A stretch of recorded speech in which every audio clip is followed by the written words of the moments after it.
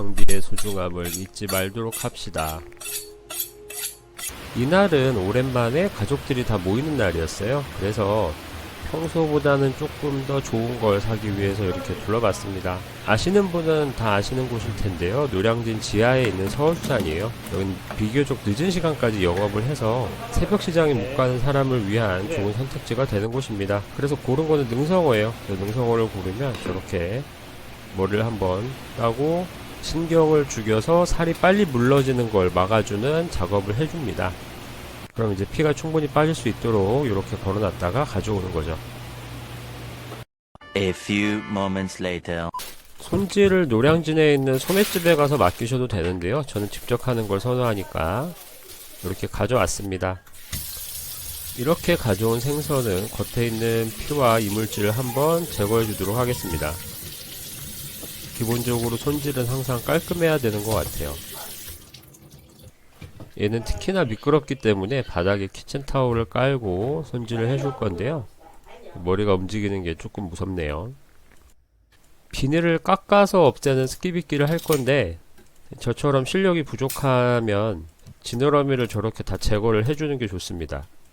지느러미 자체가 그렇게 깨끗한 곳이 아니고 나중에 칼이 갈 때 걸릴 수도 있고요.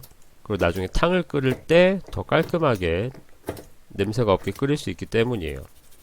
자, 이제 스키빗기를 시작을 했는데 이때가 이제 불안한 느낌이 드는 그런 때였어요. 왜냐하면 저 칼이 아니고 다른 칼로 하고 싶었는데 그 칼이 또 안 보이더라고요. 스키빗기 같은 경우는 생각보다 칼을 빨리 무뎌지게 하는 것 같더라고요. 아무래도 생선의 비늘이 좀 단단한 편인데 그걸 칼로 깎아내는 작업이 칼에 부담을 주는 게 아닌가 싶어요.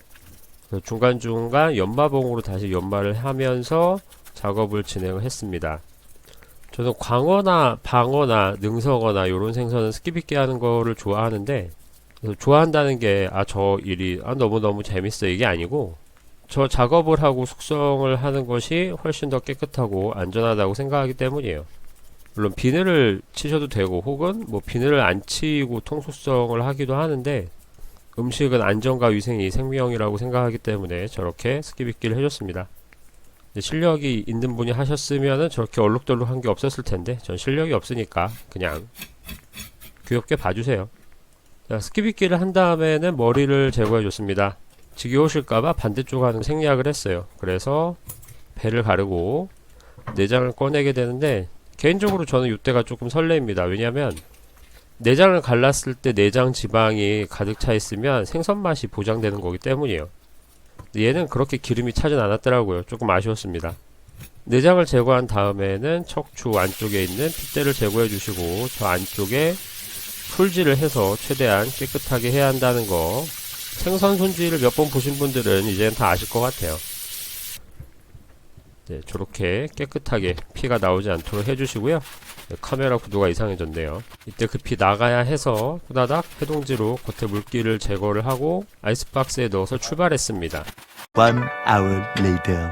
자, 장소가 바뀌었습니다. 그런데 심각한 문제가 있어요. 이날 저녁에 중식 요리를 한다고 중식도만 챙겨오고 나머지 칼 하나도 안 챙겨온 거예요. 백칼도 없고 오롯이 칼도 없고. 저는 이제 어떻게 하면 좋을까요?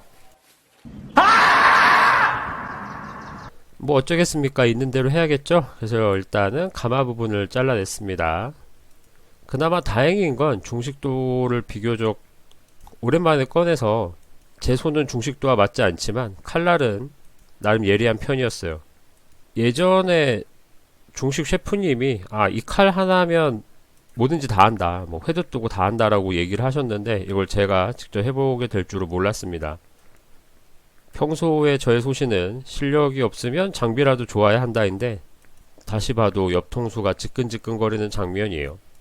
자, 어쨌든 원래 하던 대로 껍질에 칼집 한번 내주고 그 다음에 살로 들어가야 되는데 칼이 무겁고 두꺼우니까 뼈를 타고 있는지 안 타고 있는지 감이 되게 안 오더라고요. 저 칼이 중식도 치고는 그렇게 큰 칼이 아닌데도 불구하고 평소 쓰던 칼보다 무겁고 좀 둔하다 보니까 훨씬 더 조심스럽게 작업을 진행을 했습니다. 이번에는 등에 껍질에 칼집을 한번 내주고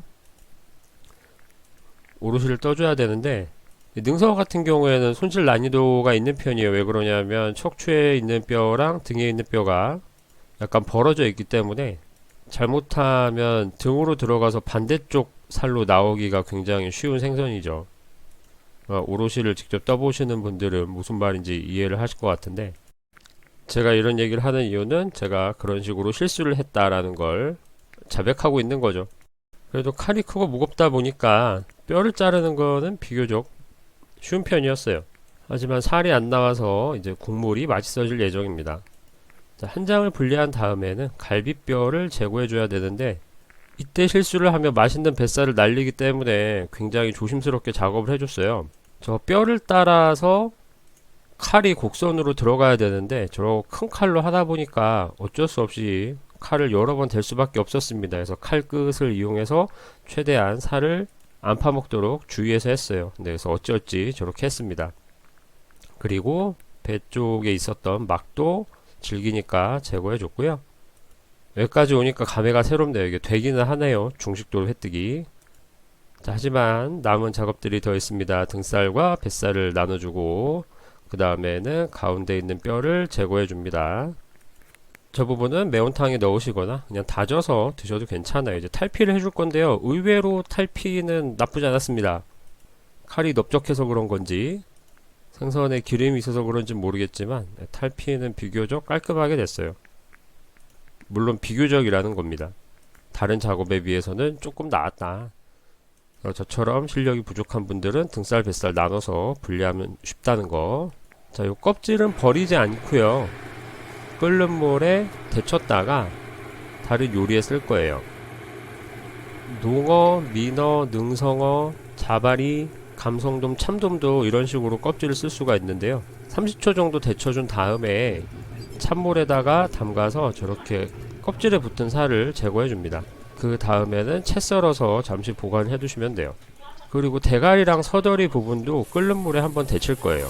끓는 물에 한번 데치는 이유는 대가리나 가마 쪽에는 잔비늘이 아직도 남아 있습니다. 그래서 저렇게 겉에만 살짝 익힌 다음에 찬물에 담가서 살살 밀어주면 겉에 있던 작은 비늘 같은 것들을 제거할 수 있기 때문이죠. 물론 이 과정에서 국물을 탁하게 만드는 지저분한 것들도 같이 제거할 수 있으니까 생선 국물 낼 때 꼭 해주시면 좋아요. 오늘은 어린 조카들도 있기 때문에 매운탕은 안 끓이고요, 하얗게 지리를 끓여볼 건데요. 일단은 무를 썰어주도록 하겠습니다. 개인적으로 국물에 무 넣는 게 시원한 맛을 내는데 중요한 역할을 하는 것 같습니다. 그래서 무를 찬물에다 넣고 약한 불에서 천천히 끓여줄 거예요. 기본적으로 육수를 뽑을 때는 낮은 온도에서 천천히 올리고, 재료의 맛을 흡수시킬 때는 높은 온도에서 낮은 온도로 내려가야 한다고 합니다. 자, 그 사이 회를 떠볼 건데요. 자, 설레이는 중식도로 회뜨기. 근데 초점이 영 마음에 안 들게 맞았네요. 카메라가 문제인 건지 제가 문제인 건지 잘 모르겠습니다만 작은 화면으로 봤을 땐 괜찮았는데 크게 보니까 좀 별로인 것 같아요. 자, 생전 처음으로 중식도로 회를 떠봅니다. 처음은 아니고 예전에 실험할 때만 해봤는데 저도 여기까지 올 줄은 몰랐습니다. 어쨌든 열심히 떠봤는데 되기는 하는데 초점이 영 마음에 안 드네요. 생각보다는 나쁘지 않았습니다. 칼이 잘 들어서 그런지 모르겠지만 회 깠을 때나 큰 차이는 없던 것 같긴 해요. 물론 칼이 두껍다 보니까 두께 조절이 마음처럼 안 되는 거는 있었어요. 자, 그래서 이렇게 회를 떴는데 자세히 보시게 되면 어떤 녀석은 좀 두껍고 어떤 녀석은 좀 얇고 모양도 왔다 갔다 했네요. 자, 어쨌든 성공했습니다. 자, 이제 아까 말씀드렸던 껍질을 이용한 요리를 해볼 거예요. 일단 시소를 채 썰어 주도록 하겠습니다. 확실히 중식도로 채를 써는 거는 아주 편하고 좋네요. 그 다음에 쪽파도 얇게 썰어주세요. 중식도로 회 뜨는 걸 보다가 받았던 스트레스가 이제야 좀 풀리는 기분이에요.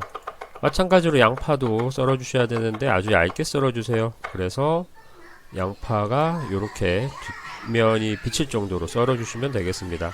그래서 잘 버무려주세요.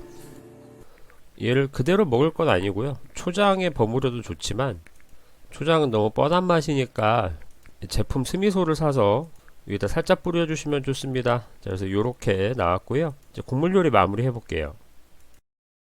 자, 회를 뜨던 도중에 대가리랑 남은 서더리를 넣고 더 끓이고 있었어요. 카메라가 한 대라서 미처 담지 못해서 죄송합니다. 지리 같은 경우에는 참치 액젓이나 멸치 액젓으로 간을 한번 하고요. 나머지 부족한 간은 소금으로 합니다. 냄비가 너무 작아서 큰 냄비로 바꿨어요. 그리고 배추랑 쪽파만 넣어줬는데 올라온 거품은 한번 제거해줍니다. 마지막으로 쑥갓을 올리고, 또 냄비는 너무 크니까 다 끓인 다음에 작은 냄비에 옮겨서 한 소끔만 더 끓여주고 먹으면 됩니다. 간이 부족하면 소금을 좀 더 넣으시면 될 것 같아요. 자, 이렇게 해서 지리가 완성됐고요. 다진 마늘도 넣었습니다. 자, 그래서 오늘은 중식도로 이용한 회뜨기, 그리고 껍질과 뼈를 이용한 요리를 해봤는데요. 역시 요리는 장비빨이라는 걸 한 번 더 깨달은 하루였고, 카메라도 그렇고 칼도 그렇고 평소에 잘 신경 써줘야 되는 것 같습니다. 오늘도 긴 영상 시청해주셔서 감사하고요. 자, 지난번에 맛있는 해산물 요리를 소개해드린다고 했는데 정작 해산물 요리라기보다는 무슨 아빠의 도전 같은 걸 찍은 것 같아서 죄송하네요. 다음엔 진짜 맛있는 해산물 요리로 찾아뵙도록 하겠습니다. 긴 영상 시청해주셔서 감사하고요. 안녕히 계세요. 성식당이었습니다.